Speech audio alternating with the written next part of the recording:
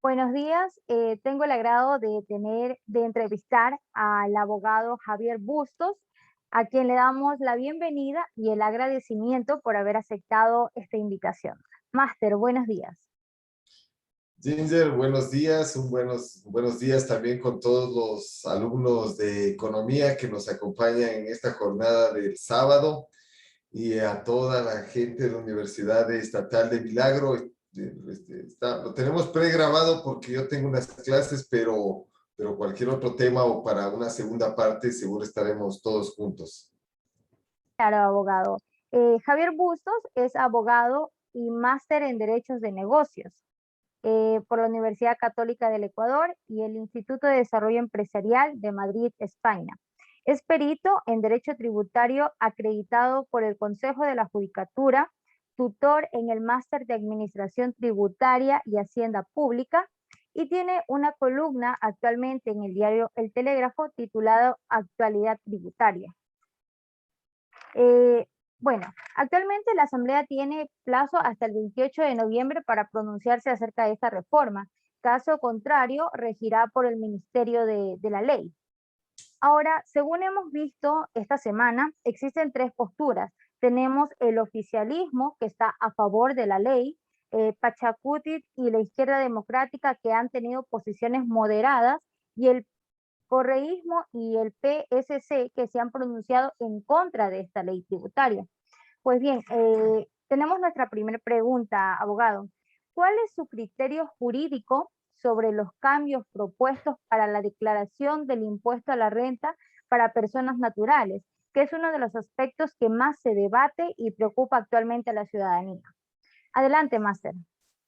Listo. Bueno, gracias. Y paso a tratar estos temas que son complicados y que no están en la discusión diaria de todas las personas, pero para ustedes espero que resulte de interés desde esta perspectiva jurídica. En el impuesto a la renta, nuestro sistema tributario tiene una particularidad que ustedes habrán tenido en cuenta. Antes del 2007 no existía esta figura de los gastos personales. Cuando vean impuestos o si han visto impuestos, básicamente la utilidad o la renta, que es lo que grava el impuesto a la renta, está relacionado con unos ingresos gravados menos unos costos o unos gastos relacionados con la actividad económica generadora de ingresos. Los gastos personales, por concepto, no han sido deducibles. Luego, hubo unas reformas, incorporaron el tema de los gastos personales y de esa manera, porque este tema hay que verlo en el contexto local y en un contexto también global. Existen en el universo de contribuyentes, y así ocurre en el mundo, muy pocos contribuyen, es decir, aquellos que tienen una gran riqueza económica. La riqueza económica se mide por tres aspectos y hacia allá van dirigidos los impuestos. Por la renta o la utilidad o la ganancia en cualquier actividad económica, por el patrimonio, que no significa renta, sino que es la construcción de activos que tiene una persona, y por el consumo. ¿Sí? Y en virtud de eso, luego ya hablaremos también algo de impuestos al consumo y las contribuciones patrimoniales también, pero tenemos renta, patrimonio y consumo que denotan la riqueza de una persona. En el contexto, o sea, hay que partir de algunas premisas que son reales. Primero, aquí hay una parte que lamentablemente no prima la técnica tributaria, porque hay una técnica tributaria y las reformas tributarias se hacen de la mano naturalmente con los economistas, con la corrida de bases de datos, de la población económicamente activa, de la percepción de sus ingresos, del presupuesto general del Estado, que hoy se discute ya la proforma presupuestaria para el siguiente año. Y esa es la parte técnica y esa es la parte, y luego viene la parte política, ¿sí? Esta reforma tiene 100 páginas, tiene más de 200 artículos que se reforman y se ha centrado principalmente en este impuesto a la renta. ¿Qué es lo que busca esta reforma en el impuesto a la renta? Ampliar la base de contribuyentes, ¿sí?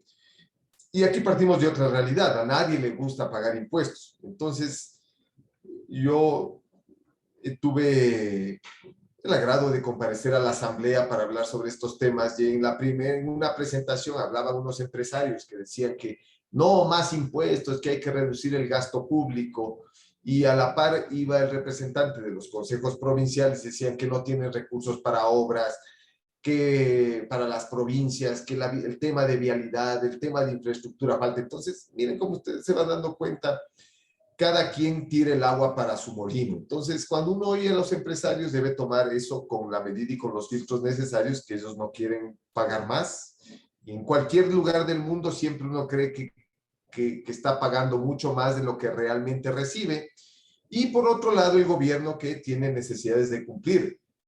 Y pongamos nuestra realidad concreta, mejorar la vialidad, mejorar el sistema de seguridad social y de afiliación, mejorar el tema de atención médica, ir por las terceras dosis de vacunación. Entonces, la seguridad carcelaria, hay muchas necesidades que básicamente en esencia requieren recursos económicos, ¿sí? ¿De dónde vamos a sacar estos recursos económicos? De las personas.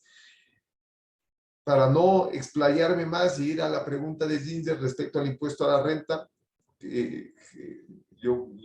aquí lo que vemos es cómo abrimos, mejoramos la recaudación.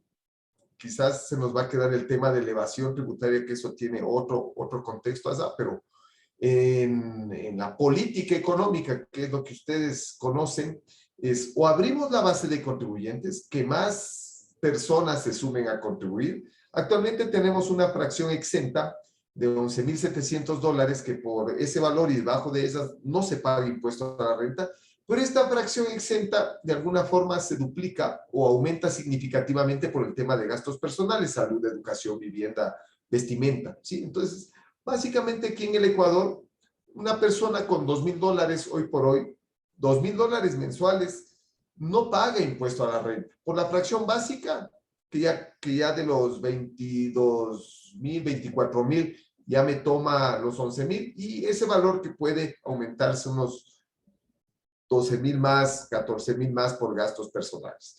Ahora, claro, aquí entra la visión política. Está bien que personas que hasta $2,000 no paguen impuestos, ¿sí?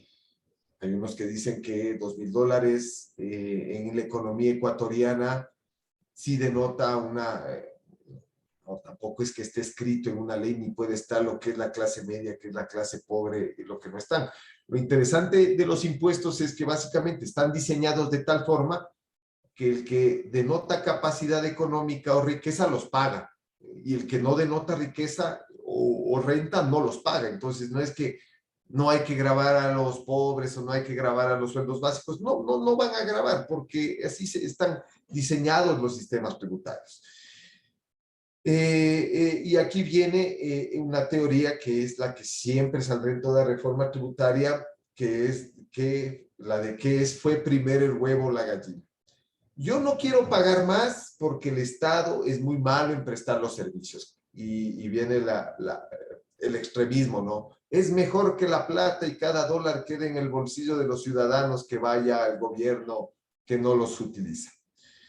Entonces, no pago porque el gobierno no da buenos servicios.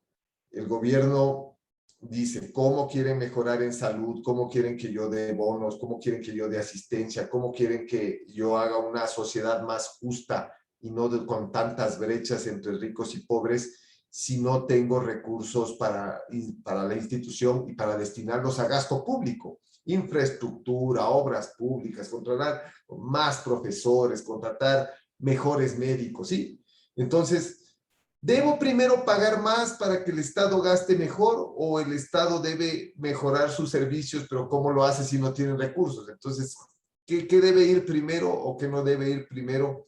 Entonces hay que, cuando uno oye estos debates, separar la paja y el heno y centrarnos en lo que ustedes trabajan y se están formando, que es verlo con la data, con la técnica. Entonces, en esta primera parte lo que quisiera decir es que los contribuyentes, y ahí hagan ustedes y con su profesor el ejercicio y cojan la tabla, la que tenemos actualmente y la que sugieren, y también la de gastos personales, para ver efectivamente cuánto más va a pagar una persona que va a ganar los $2,000. Quizás ese es el ejercicio útil, y determinar si esa contribución cumple un principio de progresividad o no. Ahora, ustedes son economistas y entenderán esto fácilmente. Si yo gano 2,000 mensuales y no pago nada de impuesto a la renta, y ahora me toca pagar $20, claro, el incremento es del 100, del 200, del 300, del 500%, porque de pagar 0 a pagar 20 o $30, claro, cuando se lo ve así, dicen, no, es que voy a pagar el 100% más, el 300% más. Sí, comparado con $1,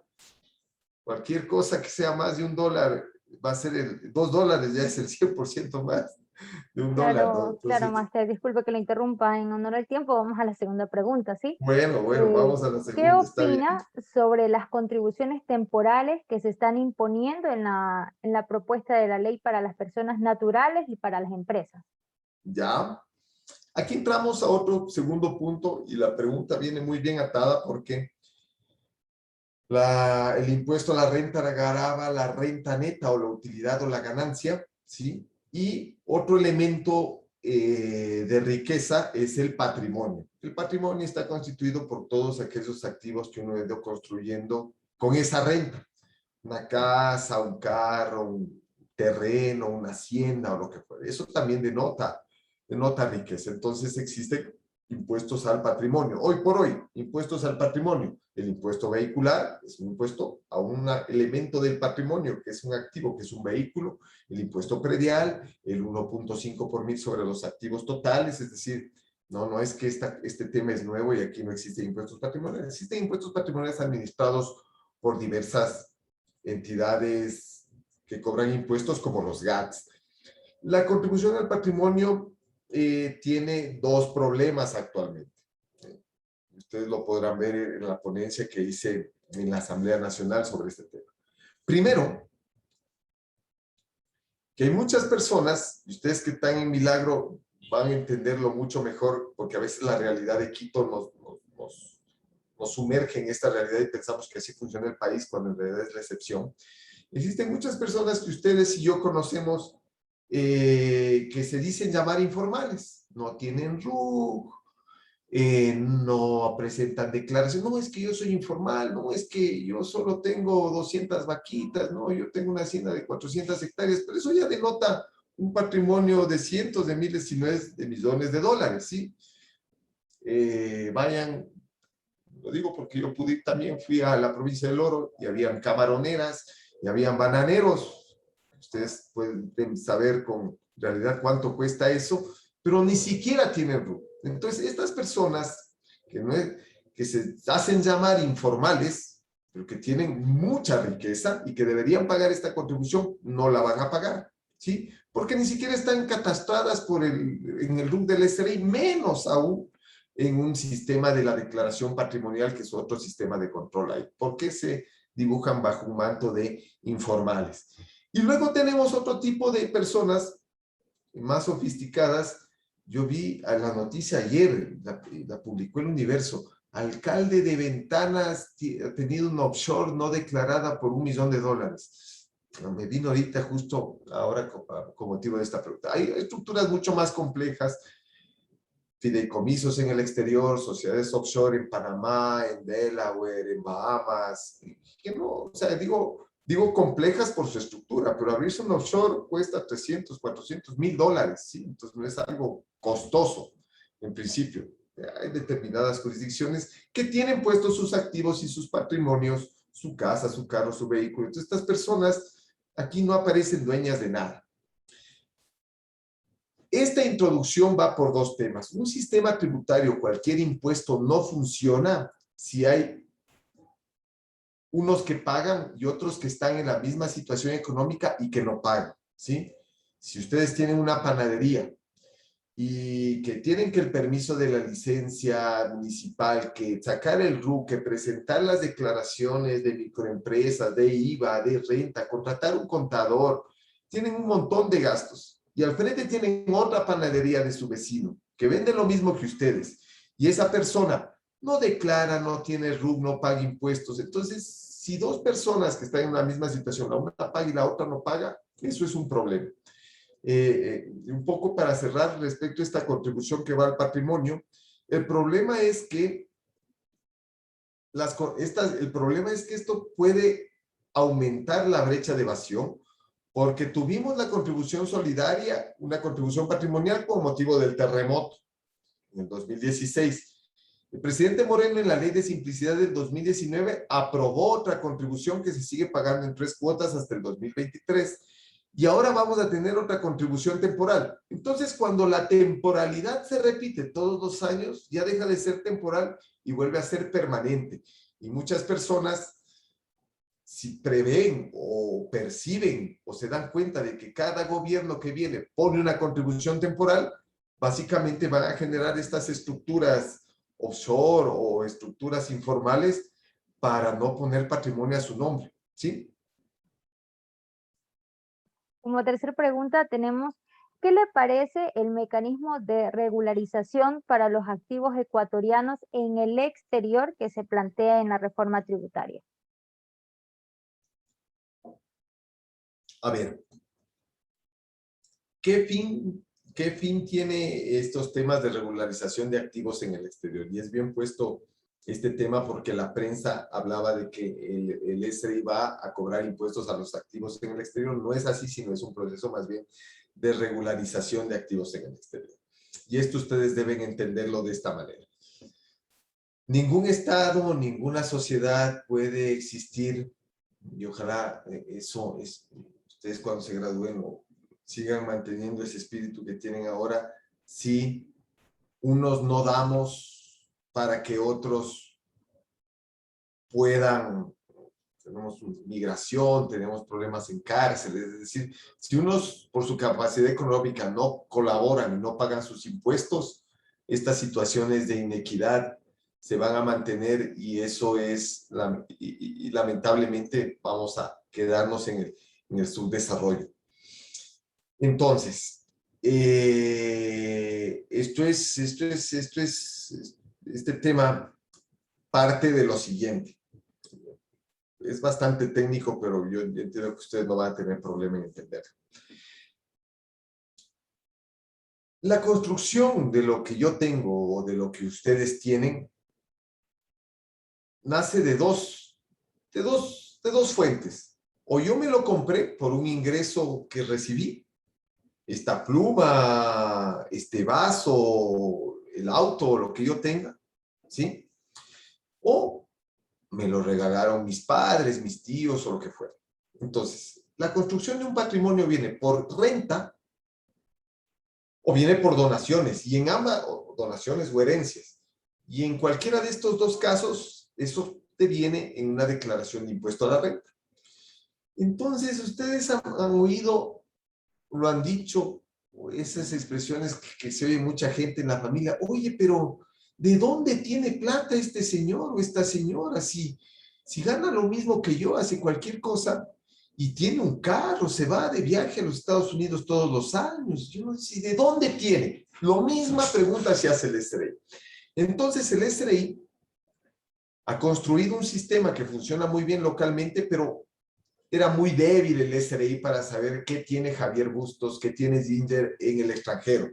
Esa cuenta que tiene en Panamá, este departamento que en Miami, esa plata en un banco suizo, eso era y es difícil para las administraciones tributarias entender qué hay afuera.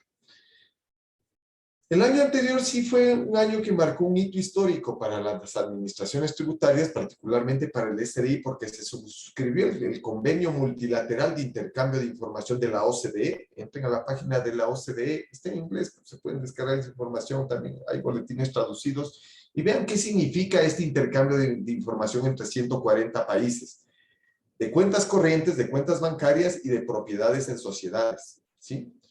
Y en este foro no están los Estados Unidos de América, pero de su par se suscribió un convenio bilateral con los Estados Unidos de América para intercambiar información de cuentas corrientes o de sociedades. En conclusión y para aterrizar el tema, si yo tengo un patrimonio o bienes a mi nombre o a nombre de un tercero, pero que son mías, ¿sí? Que yo no que yo he construido, si yo construyo mi patrimonio, hoy por hoy mi patrimonio es de $1 millón, significa que yo en el transcurso del tiempo he obtenido renta que, descontando los gastos, me han permitido construir $1.000.000. Pero si mis ingresos no me permiten en mi declaración de renta como empleado público, dice, usted en los últimos 10 años ha tenido ingresos por 500,000 y tiene un patrimonio por $2.000.000, significa que ese 1.500.000 corresponde a un incremento patrimonial no justificado. El incremento patrimonial no justificado significa que todo aquello que yo no pueda justificar en mi patrimonio, el SRI lo mide, me dice, presénteme documentos, no los tengo, o digo, no, me prestaron, es de un primo, pero no justifico, el SRI toma ese 1.500.000, le saca el 35% y me saca el impuesto a pagar, ¿sí? 300,000, $500,000 de impuesto. Ahora se viene, para aquella gente inteligente, una oportunidad de decir, sí, vea, yo no declaré lo de afuera, lo declaro, pero en lugar de pagar el 35, pago el 3 o el 5%, que es el impuesto que está previsto para la declaración de activos, ¿sí? Alguna gente de algunos repatriación, bueno, si es de dinero, sí, si es de inmuebles, va a ser mucho más difícil también, o si están invertidos en otros tipos de activos no tan movibles, en activos fijos, o en inversiones a largo plazo, quizás no se puedan traer. Pero aquí el régimen está previsto solo para declararlo y no repatriar. La observación que salió en el informe de esta semana de la comisión, y por la cual se opone Pachacuti y UNES principalmente, es que se estaría permitiendo el blanqueo de capitales por corrupción. Sí, yo robé en este contrato petrolero, traigo, pago el 5% y no, pero no, este régimen es para declarar activos no declarados, impuestos no declarados, ingresos no declarados, lo cual también es un delito, que es la defraudación tributaria, solo para eso. Pero aquellos otros temas que el narcotráfico quiera declarar, que los corruptos quieran traer para usar ese dinero acá, obviamente no debería estar permitido. Y hay que tener mucho ojo con eso, y aquí entra la UAPE para controlar el lavado de activos. Eso un poco les va a dar la pauta a entender de qué trata este régimen. Excelente aportación, máster. Sin nada más que decirle, agradecemos al máster Javier Bustos por su tiempo y esperamos tenerlos con nosotros en una próxima oportunidad. Con todo gusto, planificamos algo y me doy una vueltita por allá, por Milagro, a conocer esa linda tierra. Les mando un abrazo a Estaremos todos. esperándolo, máster. Bueno, Muchas gracias. gracias.